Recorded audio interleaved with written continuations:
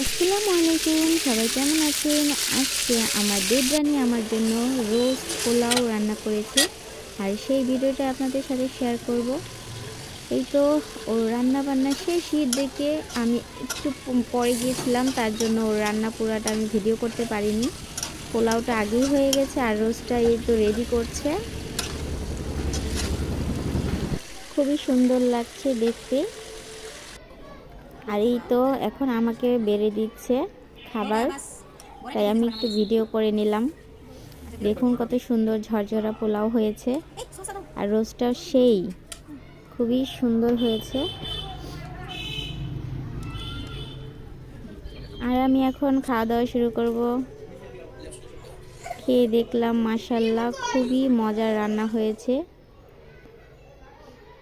তো সবার ভালো লেগে থাকলে আমার ব্লগটা অবশ্যই লাইক, কমেন্ট অ্যান্ড ফলো দিয়ে আমার পাশে থাকবেন। আল্লাহ হাফেজ।